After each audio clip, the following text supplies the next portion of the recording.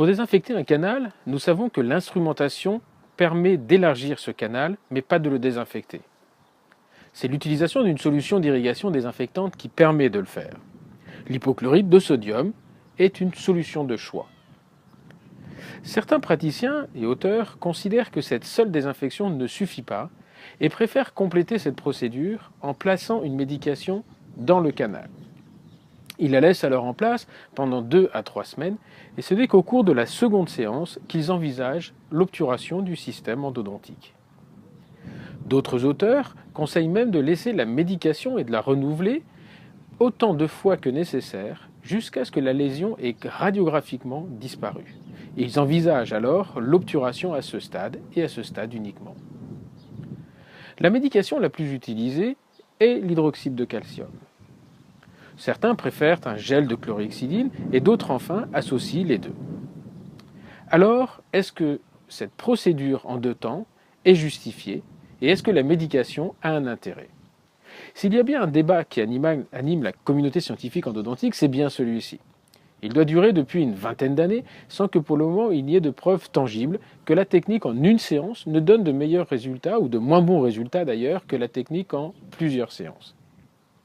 En fait, ce débat est apparu au moment où les techniques de mise en forme et d'obturation ont permis aux praticiens de réaliser les traitements en une seule séance. Avant l'apparition de la rotation continue, il était difficile, voire impossible, de terminer un traitement dans la même séance. Les praticiens alors différaient tout à fait naturellement l'obturation d'une dizaine de jours et mettaient en place une médication dans les canaux. Aujourd'hui, le traitement en 2 séances pour des raisons techniques n'a plus vraiment d'indication. Cette interséance ne se conçoit donc plus que dans un but microbiologique, à savoir en tant que complément de désinfection. Comme je l'ai dit un petit peu plus tôt, aucune preuve scientifique ne vient confirmer l'intérêt de cette séance pour améliorer la désinfection canalaire. Pour autant, ce n'est pas une faute de le faire. Mais il n'y a aucune raison non plus de systématiser cette procédure. Il y a par contre des situations très précises où cette interséance est nécessaire et justifiée.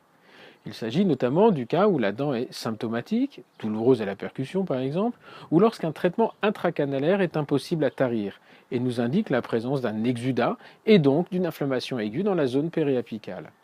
Et bien dans ces 2 cas très précis, il est fortement déconseillé d'envisager l'obturation du canal.